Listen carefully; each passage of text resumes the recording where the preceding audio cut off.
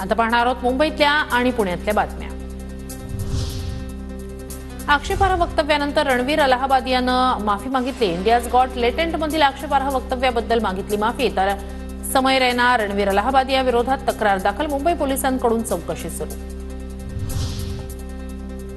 4 महिन्यांपासून मुंबई राष्ट्रवादी काँग्रेस अध्यक्षपद रिक्त, समीर भुजबळांनंतर मुंबई अध्यक्षपदी कुणाचीही निवड नाही। मुंबई कार्याध्यक्ष सिद्धार्थ कांबळे आणि शिवाजीराव नलावडे यांचं नाव चर्चेत।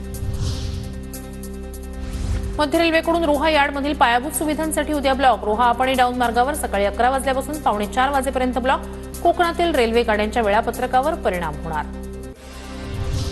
खारघरमध्ये जुन्या वादातून 2 गटांमध्ये जोरदार हाणामारी। नवी मुंबईतल्या खारघरमधील ओवे कॅम्प परिसरातील घटना। महिलांनाही बांबून मारहाण करत जीवे मारण्याची धमकी, पोलिसांकडून गुन्हा दाखल।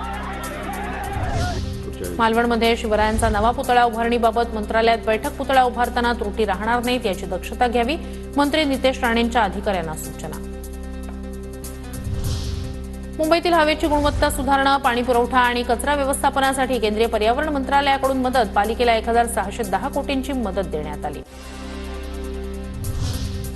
परिवहन मंत्री प्रताप सरनाईक यांच्याकडून दहिसर टोल नाक्यावर पाहणी। सततच्या वाहतूक कोंडीमुळे उपाययोजना राबवण्याचे आदेश।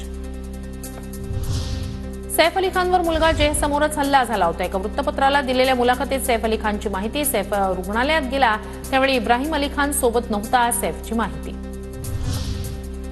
उद्यापासून 12वीच्या परीक्षेला सुरुवात। परीक्षा केंद्रावर कलम 144 लागू करण्यात येणार, तसंच गैरप्रकार करणाऱ्यांवर अजामीनपात्र गुन्हा दाखल करणार। महाराष्ट्र शिक्षण मंडळाचे अध्यक्ष शरद गोसावी यांची माहिती।